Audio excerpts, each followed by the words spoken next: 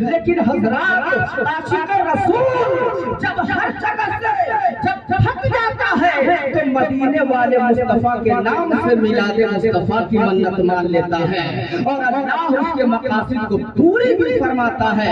इसीलिए तो एक शायर उठा और इतना खूबसूरत अंदाज में लिखा, ये शेर सुनिए ईमान में ताज़गी हो जाएगी। जरा मचल कर बोलिए सुभान अल्लाह। कि हर ज़माना मेरे हुसैन का है,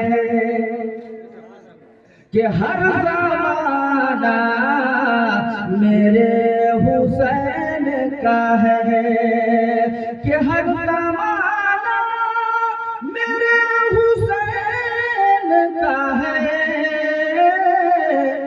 दिल दीवाना मेरे हुसैन का है, दिल दीवाना मेरे हुसैन का है। और देखिए कि शायर ने क्या लिखा कि तुम जिसे आसमां समझते हो, तुम जिसे आसमां समझते हो, शामियाना मेरे हुसैन का है, शामियाना मेरे हुसैन का है। दिल दीवाना मेरे हुसैन का है। अब हजरात एक आखिरी बात अर्ज करके रुखसत होना चाहता हूँ। अल्हम्दुलिल्लाह आपने बातें बहुत सुनी, अभी तक आप मोहब्बत के साथ बैठे हैं। रातें हमारी गुजर जाती हैं, लेकिन ये रात जो रात नबी की मोहब्बत में गुजरे बड़ी प्यारी रात हुआ करती है। रब अगर इसे कबूल कर ले तो हमारा बैठना और हमारा जागना ये दोनों कामयाब हो जाए। कयामत के दिन ये जागना काम आ जाएगा, कयामत के दिन तकरीरें सुनना काम आ जाएगा। आज हमारे माशरे में, आज हमारे हालात इतने पेचीदा होते चले जा रहे हैं। हमारे अंदर ईमानदारी नहीं रही, हमारे अंदर अब बेईमानी कूट कूट कर भरने लगी। लेकिन हजरत एक दौर था, हजरत उमर फारूक अपने वक्त के बादशाह आज़म है, खलीफतुल मुस्लिमीन है।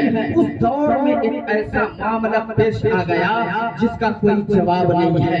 एक सहाबी ने दूसरे सहाबी से अपनी जमीन बेच दी, और जब जमीन बेच दी तो कुछ दिनों के बाद जिससे जमीन बेची थी वो इंसान आया जमीन में बुआई करने के लिए। जब खुदाई किया तो उस खुदाई के दौरान खजाना निकल आया, सोने और चांदी निकल आए। अब वो शख्स जिससे जमीन बेची थी वो खजाना उठाया और उठाने के बाद जिससे जमीन खरीदी थी उसके पास गया और कहने लगा कि तुमने सिर्फ मुझसे जमीन बेची थी, ये खजाना नहीं बेचा था, ये खजाना तेरा है, ये तुम रख लो। लेकिन अल्लाह अकबर जानते हैं जिसने जमीन बेची थी उसने कहा कि नहीं नहीं, मैंने तो जमीन बेच ली, जब बेच ली वो जमीन तेरी हुई और जिससे खजाना निकला वो तेरा हुआ। लेकिन अल्लाह अकबर ईमान का तकाजा देखिए, ईमान में मजबूती देखिए। वो अर्ज करने लगा नहीं नहीं ऐसा नहीं हो सकता है, आपने सिर्फ जमीन बेची थी, खजाना नहीं बेचा था। अब ये मामला हजरत उमर फारूक की बारगाह में पहुंचा।